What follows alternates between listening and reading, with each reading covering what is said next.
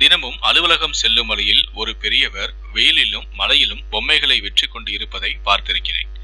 நேற்று மாலை குழந்தைக்கு ஒரு பொம்மை வாங்கலாம் என்று அவரிடம் ஒரு வெள்ளை நிற பூனை பொம்மை கொடுங்கையா என்றேன். அவர் 80 ரூபாய் என்றார். பணக்கார கடைகளில் பேரம் பேசாமல் ஏழைகளிடம்தானே நாம் பேரம் பேசுவோம். அதுதானே சராசரி மனிதர்களின் இயல்பு. அதனால்தான் என்னங்கய்யா, ஒரு குழந்தை பொம்மை 80 ரூபாயா, 70 ரூபாய்க்கு கொடுங்க என்றேன். அவர் என் கண்களை உற்று பார்த்து, இதை உங்களுடைய குழந்தைக்காக வாங்குறீங்களா என்றார். நான் ஆமாம் என்றேன். அவர் கொஞ்சம் மெதுவான குரலில், சரி 70 ரூபாய் கொடுங்க என்றார். அவர் கண்கள் லேசாக கலங்கியதை நான் கவனித்தேன்.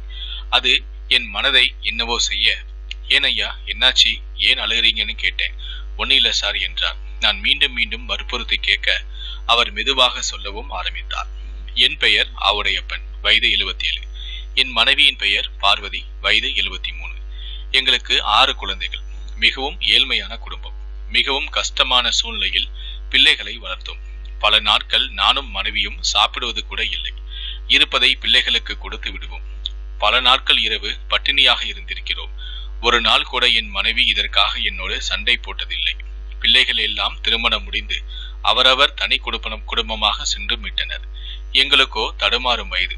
அதனால் பெற்ற மக்களின் வீட்டில் போய் இருக்கலாம் என்ற எண்ணத்தில் மூத்த மகனிடம் விவரத்தை சொன்னேன். அதற்கு அவன், என்னால் இருவரையும் கூட்டிக் கொண்டு போய் வைத்து பராமரிக்க முடியாது, யாராவது ஒருவர் வரலாம் என்றான். அப்படி நான் மூத்த மகன் வீட்டிற்கும் மனைவி வேறு ஒரு மகன் வீட்டிற்கும் சென்றோம்.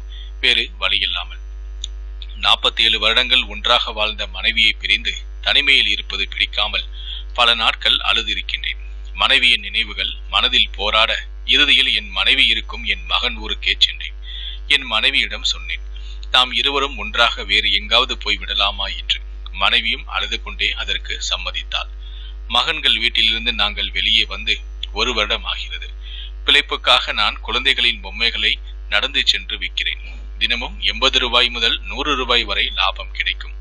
இதை வைத்துக் கொண்டு ஜீவனாம்சம் செய்து கொள்கிறோம். இப்போது எனக்கு வயது 77 ஆகிறது. எப்போது வேண்டுமானாலும் நான் இறந்தும் போகலாம். வரும் 100 ரூபாய் வருமானத்தில் கொஞ்சம் மிச்சம் பிடித்து சேமித்து வைக்கிறேன். அது எங்கள் மரண செலவிற்கு. என் பிள்ளைகளுக்கு அந்த செலவு தொந்தரவு கூட வேண்டாம் என அதை நான் மனைவியிடம் கொடுத்து வைக்கின்றேன். ஒரு நாள், இந்த பணம் எதற்கு சேமிக்கிறீர்கள் என்று என் மனைவி கேட்டாள். நம் மரண செலவிற்கு என்றேன். சத்தமாக கத்தி அழுது விட்டாள்.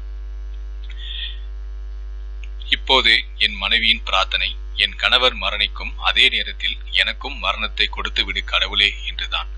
என் பிரார்த்தனையும் அதுவேதான் தம்பி என்று அவர் சொல்லவும் இதை கேட்டுக்கொண்டிருந்த நான் மனதால் நொறுங்கி போனேன். நீங்கள் இங்கே இருப்பது உங்கள் பிள்ளைகளுக்கு தெரியுமா அண்ணா என்றேன். அவர்களும் தெரியாது என்றார். எனக்கு மனம் கனத்து போனது. சாதாரண மனிதர்களிடம்தான் எத்தனை வழிகள் மனதில் புதைந்திருக்கின்றன. சின்ன சின்ன வியாபாரிகளிடமும் பல கடைகளிடமும் பேரம் பேசாமல் அவர்களின் வாழ்வாதாரத்திற்கு நம்மால் முடிந்த அளவு உதவி செய்ய வேண்டும் என்ற படிப்பினையை நாம் இந்த முதியோரிடம் உரையாடியதன் மூலம் நான் தெரிந்து கொண்டேன். கண் கலங்கினால் இந்த வீடியோவை மற்றவர்களுக்கும் பகிரவும். நம்முடைய தவறை நாம் குறைத்துக் கொள்வோம். தயவு செய்து சகோதர சகோதரிகளை இந்த பாவத்தை செய்யாதீர்கள். எந்த ஜென்மத்திலும் இதற்கு விமோச்சனமோ பரிகாரமோ பாவம் மன்னிப்போ கிடையாது. இதை நீங்கள் அனைவரும் புரிந்து கொள்ள வேண்டும். இந்த வீடியோ பிடித்திருந்தால் லைக் பண்ணுங்க, ஷேர் பண்ணுங்க.